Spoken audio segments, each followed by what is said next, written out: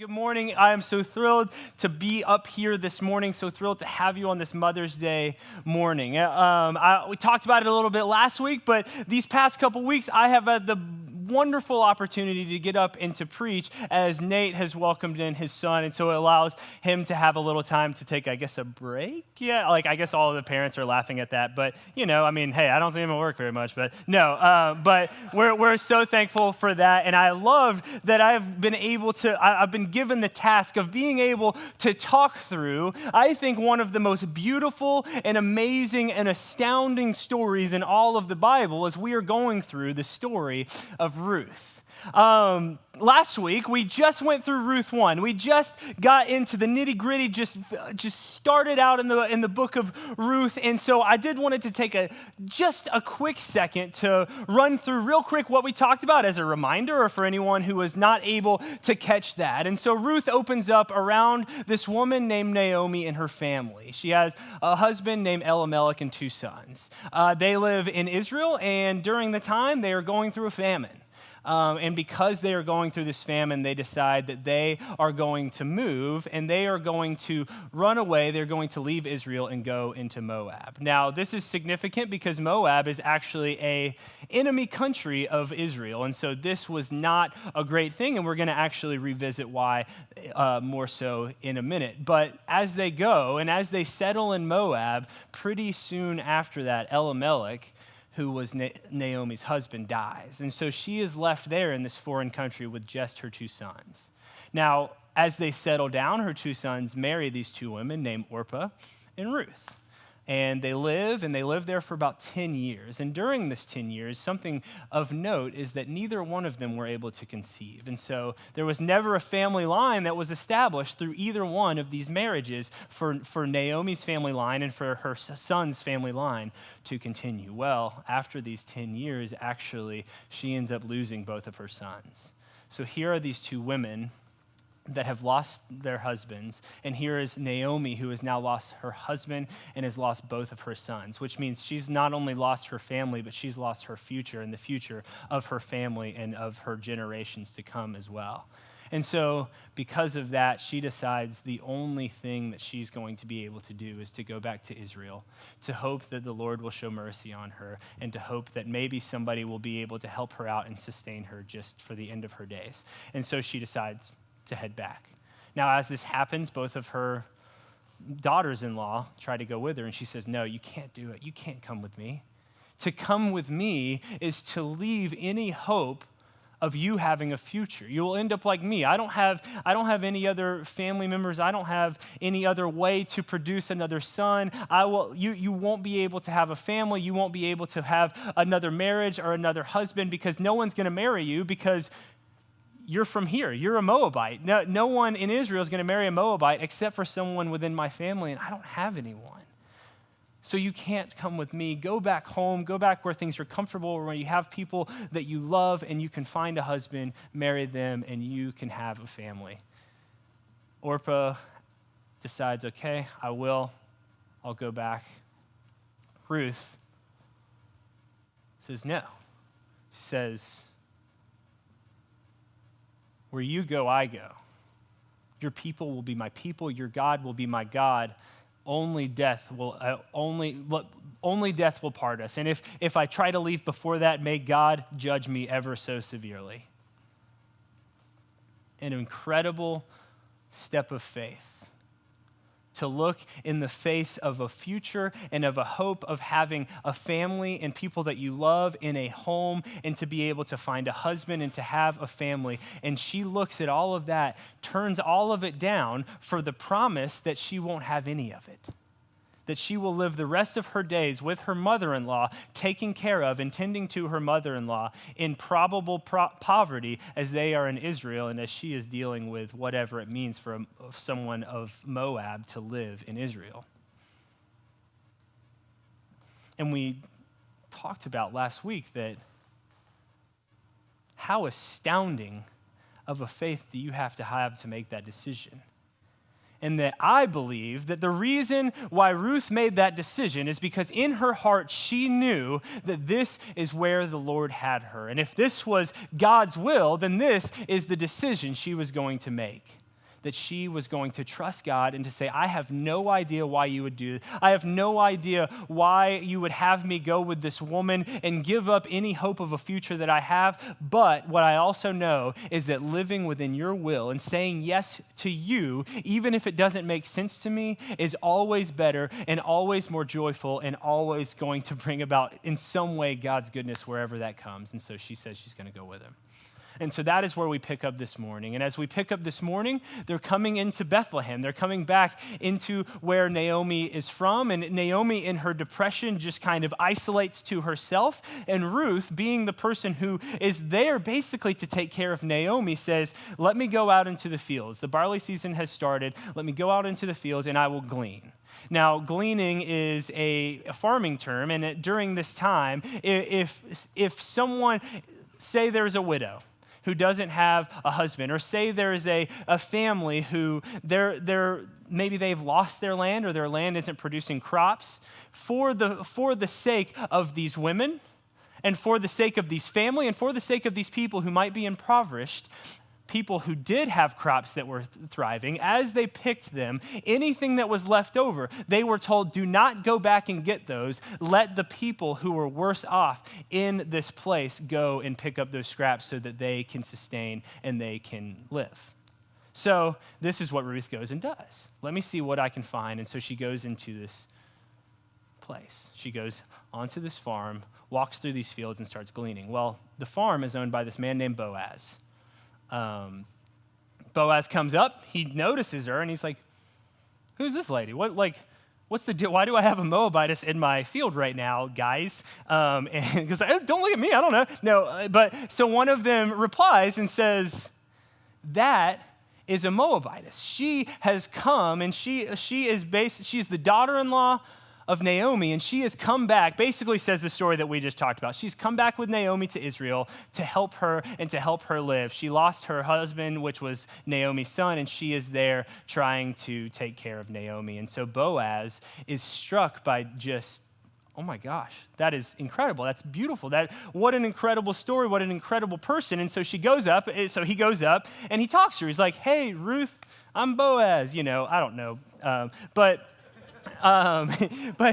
he goes up and he's like, and basically says, hi, this is my field and you are welcome here whenever you want. Not only are you welcome here to glean, but if you want to harvest with my servant women, then harvest with my servant women. And if you need water or if you need anything else, it's right there and I'm right here. You just let me know what you need. I will make sure that you are able to get out and be sustained and to have everything that you want and everything that you need. And so Ruth is obviously struck by this immense kindness, and she's like, what's the deal? Why would you show me such kindness? Why would you show me such grace? Especially, she's like, you're a man from Israel. I'm a woman from Moab. I don't understand why you would show me such a kindness. And he responds, and it's not on the screen, but I do want to read his response because I think it's beautiful, and I think it's so evident that he sees what we saw last week, that everything that Ruth is doing is so Spirit and God ordained, and she has such immense and incredible faith to be able to walk it out. And so I'm going to read, it's verse 2, 11, and 12. And so let me find it. But Boaz answered her, all that you have done for your mother-in-law since the death of your husband has been fully told to me, and how you left your father and mother in your native land and came to the people that you did not know before. The Lord repay you for what you have done, and a full reward is given to you by the Lord and God of Israel, under whose wings you have come to take refuge. I've heard what you've done. And honestly, it's not even about like, wow, look at what you've done. I'm going to do whatever I can. He's like, the Lord is who repays you. Literally, the Lord has I have no choice but to do whatever I can to help you because the Lord has said so. Because the Lord has said, I have my hand on this woman who is standing and walking humbly and faithfully for me, even at the expense of her own life and of her own happiness. So she goes back home with a lot of stuff in her arms. And she walks in and Naomi's like, what happened? How could this be so? This isn't gleaning. This is like harvesting. What has happened? And so she says, well, I met this man who owned the field that I was in named Boaz. And Naomi is overwhelmed with thankfulness.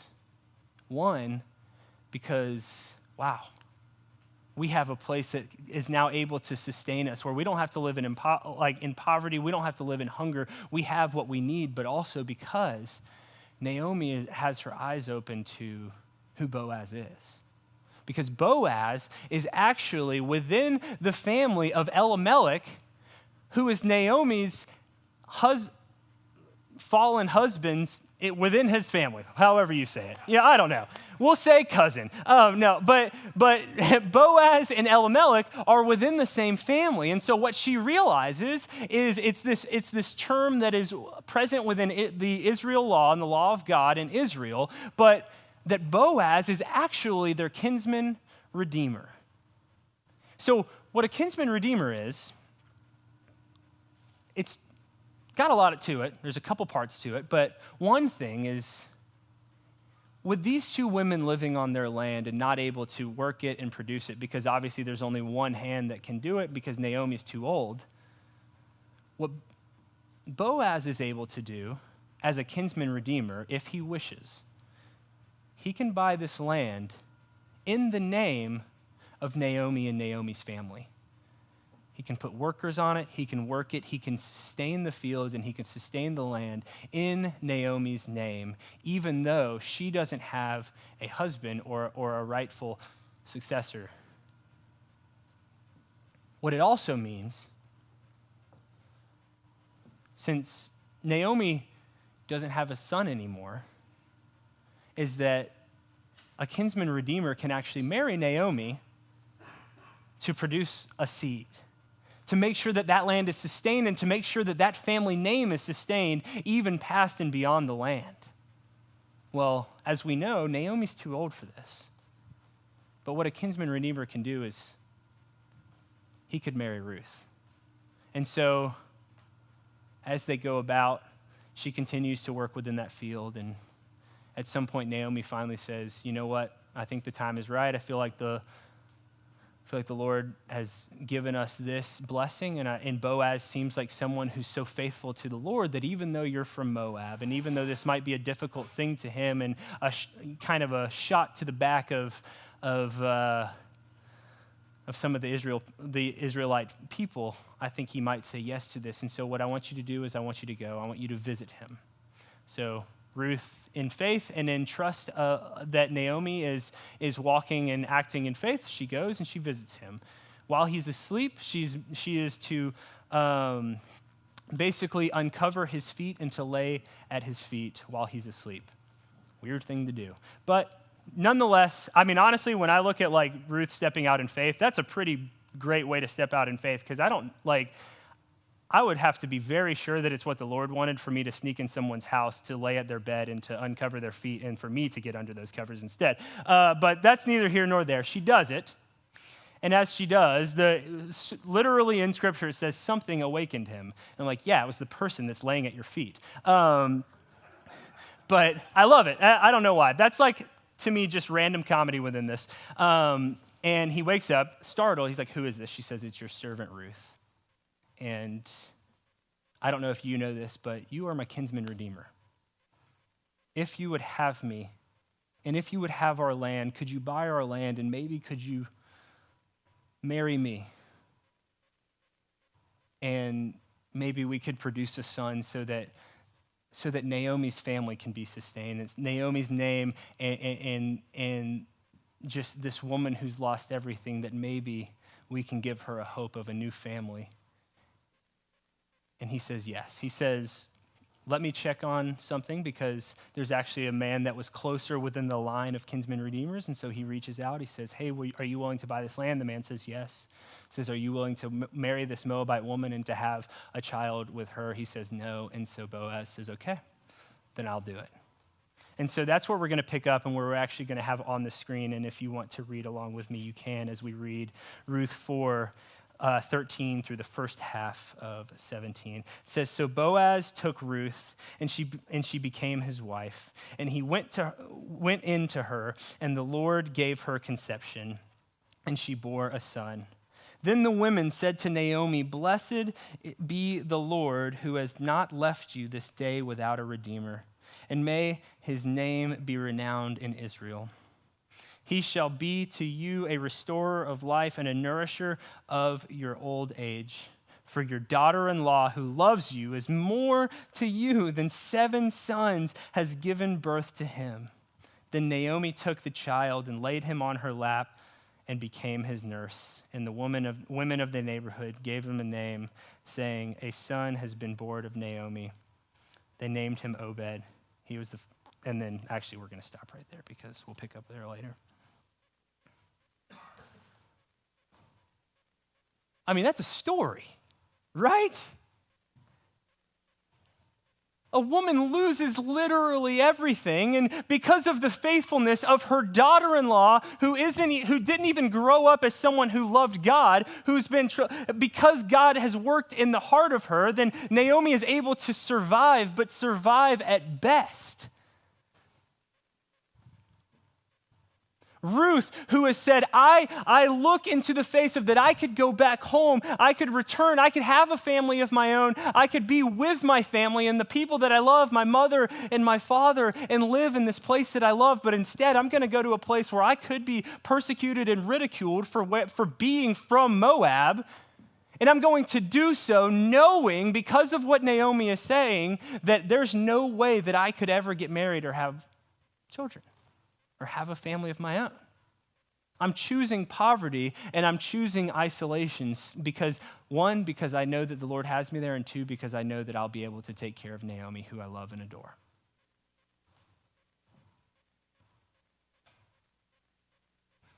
I think one of the main and major purposes of Ruth and the story of Ruth is for us to realize that God's will is never really the same as our will. But it's always better. Those of us who have lived long enough within God's will have been able to realize that, right? We've recognized that. We've gone through things that we just have no idea why the Lord would put us through those things, but we've come out the other side and been like, oh my gosh, I am just so thankful that the Lord did it that way. I'm so thankful that the Lord's will was what happened and not what my will was, because otherwise I never would have seen this great glory.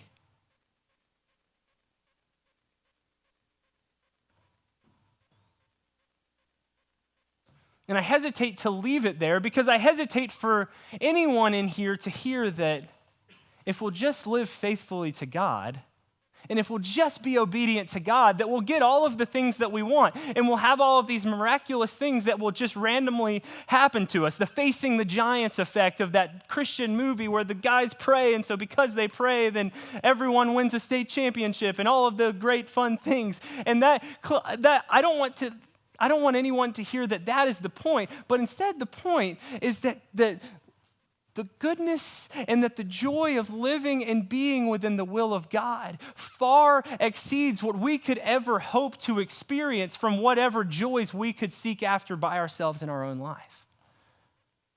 And honestly, when you look at Ruth's life and when you look at the decision that Ruth made, if she would have chosen to go home, from a human perspective, that probably would have been the better option, even than having a family in a place where she doesn't know, right? She gets to have a family around her actual family. She gets to live at home where she has grown up and where she is loved and have a family there. And so it looks pretty similar, but maybe it could even look better on that side for someone to say that would be my will versus having to go over here where I'm going to be hated by some people and I'm going to have to deal with this all by myself and I have only one family member and it's my mother-in-law. But there are some key differences. One of them is that she was able to be a redeemer to Naomi. She was able to remind Naomi that though things were hard and that things were bad, that God never turns his back on you just because things have gotten hard. Because of Ruth's faithfulness to God and to Naomi, then it was able to restore Naomi's faith in God and able to restore Naomi's line and Naomi's land and Naomi's family. She was able to provide that, and even if she was still able to have a family in this other place, when she had this family here, she was able to realize and understand the joys and just God's great and immense goodness and faithfulness to his people by realizing that in this place where I never should have been able to experience these joys, the Lord has just allowed me to just because he's good and just because he can.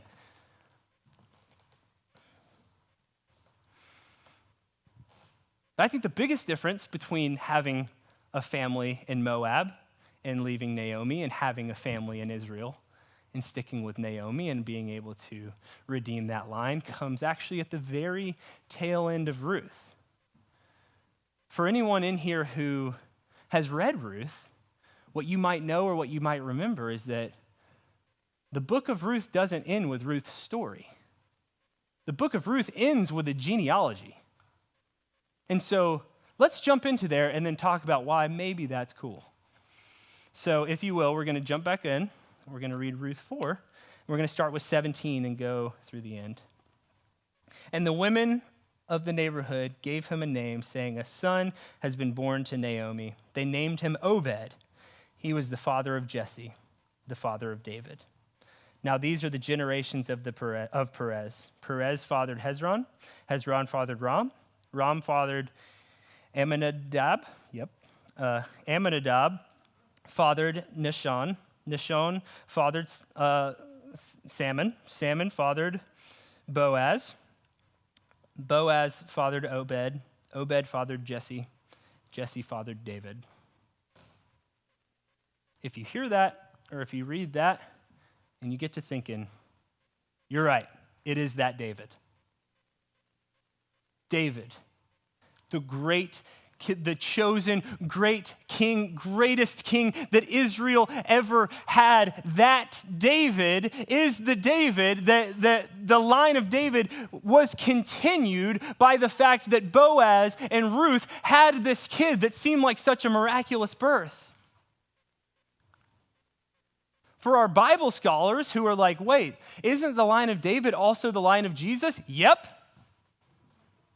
When you go into the New Testament, as you read the genealogy of Jesus, of how the birth of Jesus came to be based on generations prior, you get to see Boaz and Obed in that genealogy.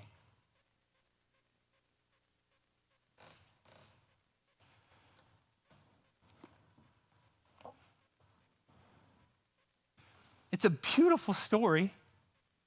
Ruth is an unbelievable story. It's awesome to see and to be able to express, look at the joys and the goodness of God when we're able to live faithfully for him. But I believe that the true and ultimate significance of Ruth, and the main point, and what Ruth is truly trying to teach us because of this genealogy, is that God's will is eternally focused, and therefore every step of obedience taken in faith is eternally significant. All of those tiny little steps taken. Ruth just growing up into the woman that she is. Boaz growing up into the faith that he has. Naomi continuing to love God and to remain faithful to him regardless of what happens. Ruth leaves and goes. She goes into a random field, it's Boaz's. She asks Boaz to be a redeemer, he is. She has a son. All small, beautiful things, just small steps of obedience that led to three people being able to have just significant lives that just meant the world to their hearts. But the Lord used these small, insignificant people, this small, seemingly insignificant story to write creation and to write eternity through his faithfulness. This is where Jesus comes from. is this small little story. And what I'm here to tell you and what I'm here to argue is that the point of this, and I think what we can take from this, is realizing that when we do the same, that when we choose in the big and in the small steps to continue to take those steps of faith, to take those small, those medium, and those large steps of obedience in what God has called us and asked us to do every day, that every one of those steps are being used not simply so you can experience the joys and goodness of God, but so that anyone and everyone can for futures and for generations to come.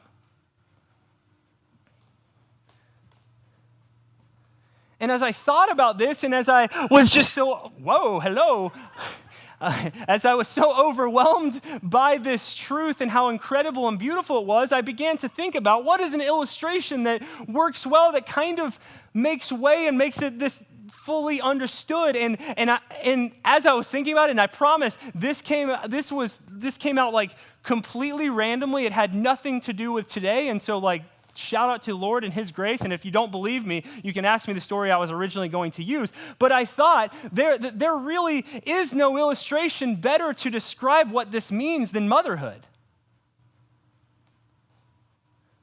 Because what is motherhood besides these small, medium, and large steps of staying faithful to your kid, loving your kid with everything that you have, serving them, cleaning up, telling them to do things, enacting your will, enacting your values, and teaching them, and driving them to church, and sharing your faith with them and your experiences, and reading with them, reading scripture and praying with them, driving them to youth group, but all of the other things as well, choosing to bite your tongue or choosing to choose kindness and to serve others so that they will see you and that hopefully they will do the same. All of these small and monotonous steps of motherhood that are taken, and it's like, I don't know if these are worth it or not, because I'm never thanked for it, except for one time when my kid shouts me out on Instagram, and it's only on the 24-hour story page because I'm not cool enough to get the full one that stays. That one was for my mom in particular. She hates those things. She's like, where did they go? I don't know.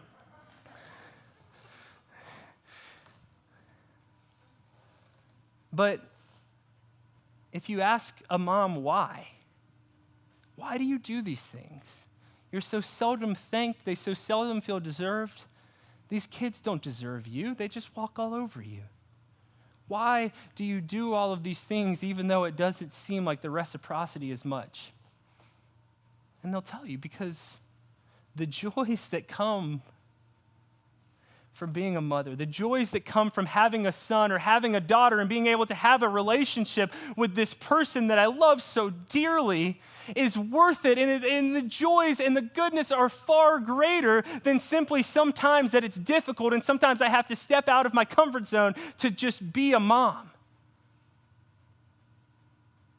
And that is truly and wholly significant. But what I'm here to tell you as well, and as all of us know, the main joys of motherhood are the fact that everything that you're planting and everything that you're instilling within your kids all the way up as they grow up, and all of the values and everything that you care about, and trying to make them care about those things, and trying to make them love the church and make them love the Lord and make them want to serve and love the Lord.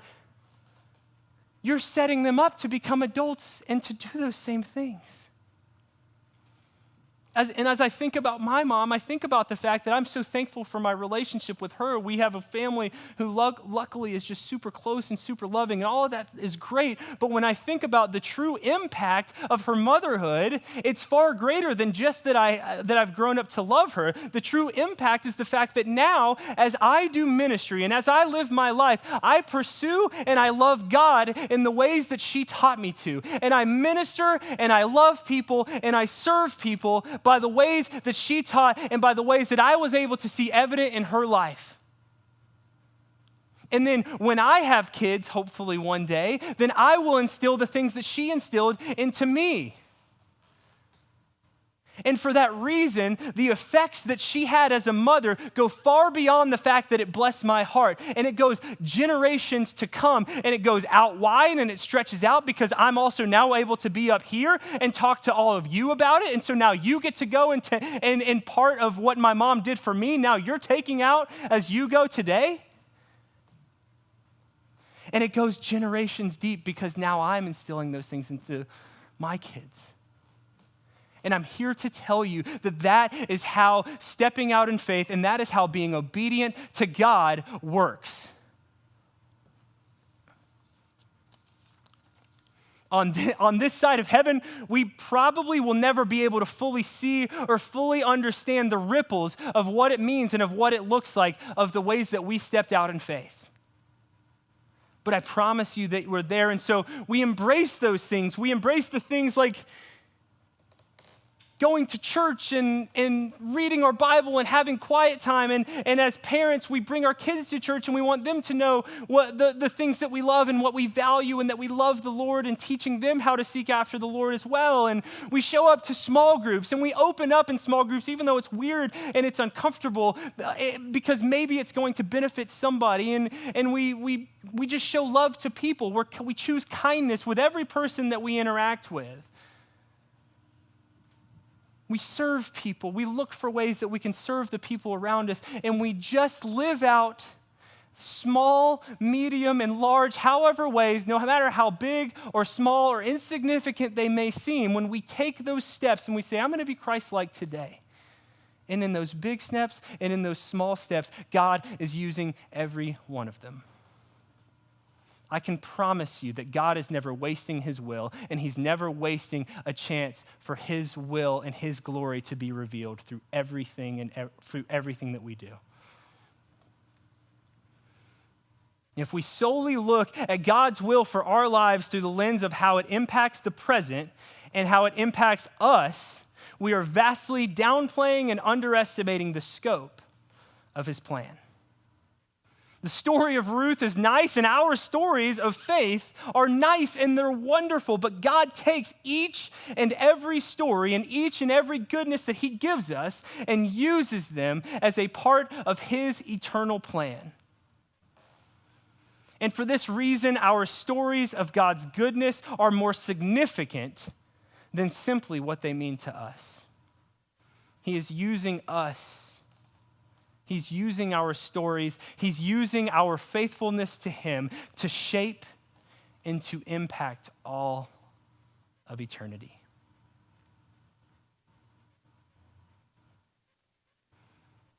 So today, won't you choose to be a part of that significance? Won't you choose to just take that next step of faith, to take that small step of obedience? Because I promise you the ripples that will come from it, the impact that will come from it, are more than you could ever ask or imagine. Let's pray. God, we thank you for your goodness. God, we thank you that just because you can and just because you are who you are, we get to experience your joys and your goodness, though we don't deserve them. And God, I pray and I thank you that every single time that we step out in faith, God, that you are using it for your plan and for your worldly, eternal kingdom's will. God, I pray that we never forget that every single moment that we choose you, we are choosing to have eternal significance in our actions and in our deeds. Lord, we love you so much. Amen.